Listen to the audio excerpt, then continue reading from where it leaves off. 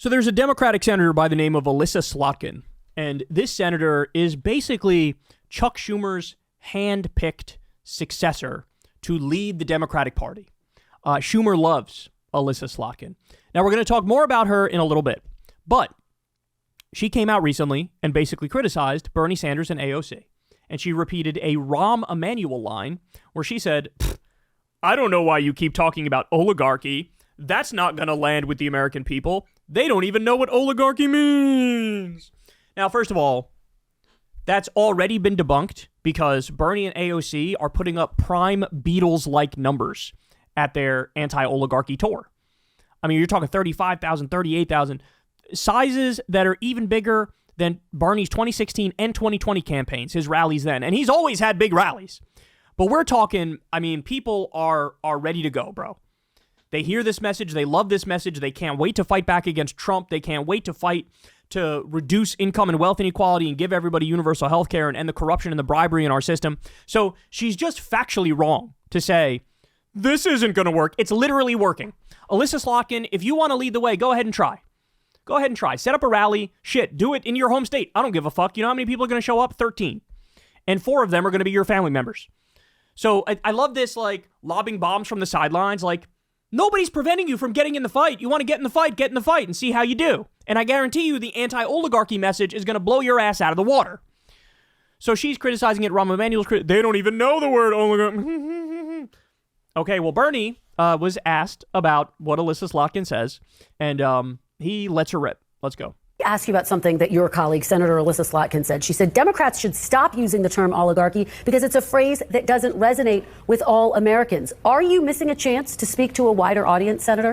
Let me also just say real quick, the idea that, oh, you need to appeal to, quote, all Americans. There is nothing anybody can say that appeals to all Americans. Nothing. I mean, we just covered a poll. It's 8% of 8%. 8. Want to see cuts to Medicaid. Okay, that's literally a 92% issue for Democrats. But with Alyssa Slotkin's logic, well, that's not 100%. That's not all Americans, so don't talk about that either. This is the politics of chicken shittery, right? Don't believe in anything. Don't have any core values and argue for them. Don't move the polls in your direction. Just like, what? Fucking paint by numbers? No wonder Democrats like her fail over and over again. It's so like, it's paint by numbers. It's like, what are the things I can say in this exact moment that would appeal to you in this exact moment, which I will shapeshift and change with the winds on a whim, right? Like, people don't want that. They want conviction. They want heart. They want values and principles.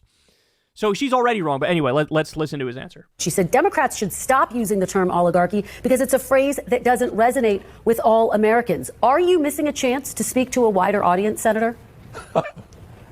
Well, geez, we had... Let's just note for the record, he literally laughed at her, based. 36,000 people out in Los Angeles, 34,000 people in Colorado.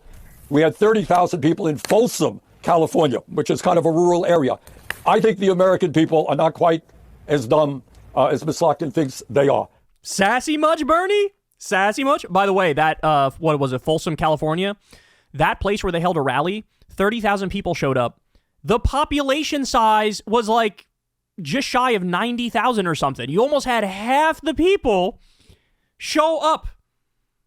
The idea that this is not landing is fucking insane, bro. It is insane. I think they understand very well. When the top 1% owns more wealth than the bottom 90%, when big money interests are able to control both political parties, they are living in an oligarchy. And these are precisely the issues that have got to be talked about. Are you living in a democracy when Mr. Musk can spend $270 million to elect Trump and then becomes the most important person in government? Or AIPAC and other super PACs have enormous power over Democratic candidates? Those are issues that we have got to talk about. That is the reality of American society today. The very rich getting richer. Working class people are struggling. 800,000 people sleeping out on the streets. If we don't address that issue, the American people will continue to turn their backs on democracy because they're looking around them and they're saying, does anybody understand what I am going through? And unfortunately, right now, to a large degree, neither party does. Right to policy. He goes right to policy and hammers away on that. This is why Alyssa Slotkin she's trying to punch above her weight class. She can't win this battle. She can't win this fight. She's incapable of doing it because she doesn't believe in anything.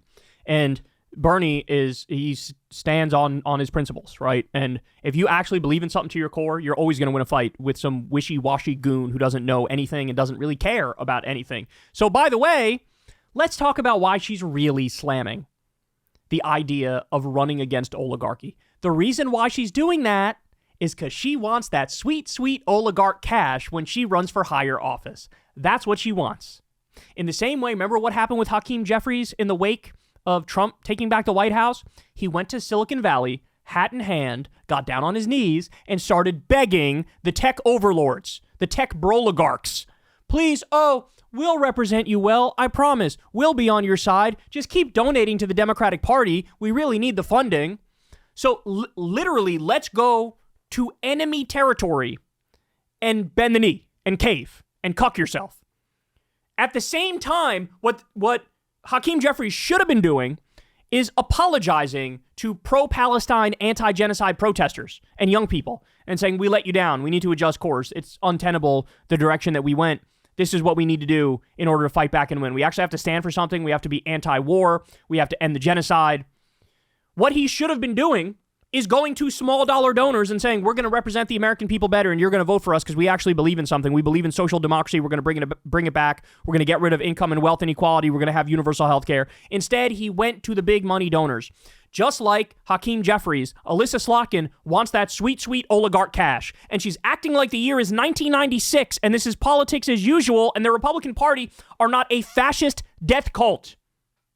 Which leads me to the more important point. We just talked about Bernie's policy beliefs, and he just mentioned what he's fighting for. Let's remember this about Alyssa Slotkin. Alyssa Slotkin is a MAGA-loving fake Democrat. She is a dino, a Democrat in name only. That's what she is. Pro-oligarch, fake Democrat, MAGA-loving dino. Why do I say that? Her record is why I say that. She voted for 8 of Trump's cabinet picks. This, by the way, was a long time ago. She may have voted for more since then. Green lighting all of Trump's cabinet picks. Okay. She voted for the Lake and Riley Act, which gets rid of due process for immigrants.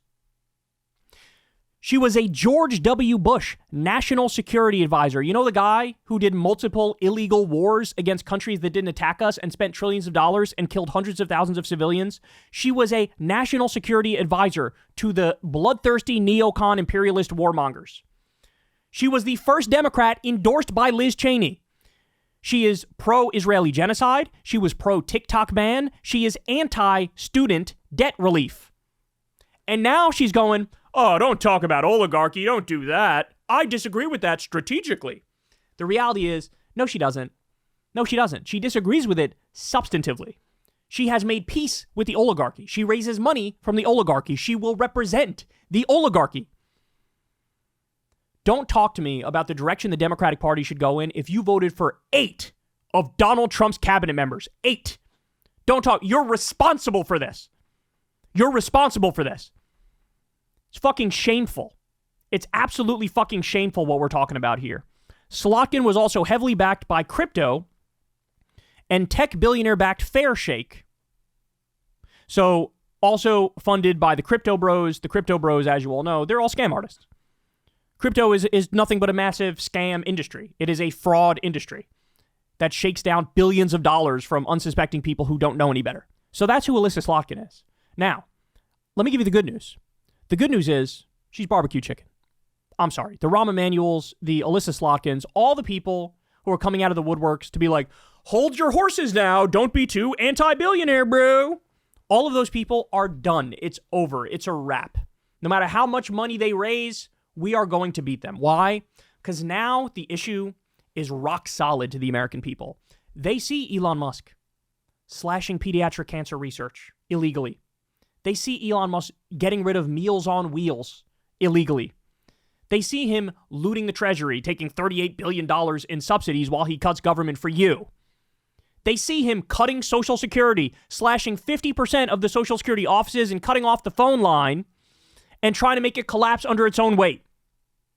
They see all of this. They saw the $270 million that Elon gave Trump and Trump got in the White House, and now Elon's allowed to be act in the most illegal and unconstitutional way imaginable and hack into the back end of our government and steal all of our data. Everybody sees it. You cannot hide anymore the fact that oligarchy is the problem. It is out in the fucking open. We are witnessing a fascist takeover and a robber baron coup. And if you're not fighting on both those fronts, both fighting tooth and nail against the fascist takeover and fighting tooth and nail against the oligarch coup, we're not interested in what you're selling. Take your 1996 style campaign and ass back to 1996. This era is not for you. So I really think in this moment, no matter what, you will see the Democratic, the functional equivalent of the Democratic Tea Party. Because the people who are leading the charge, the only people who are actually fighting back against Trump and mean it, are the lefties. It's Maxwell Frost, it's Jasmine Crockett, it's AOC, it's Bernie Sanders.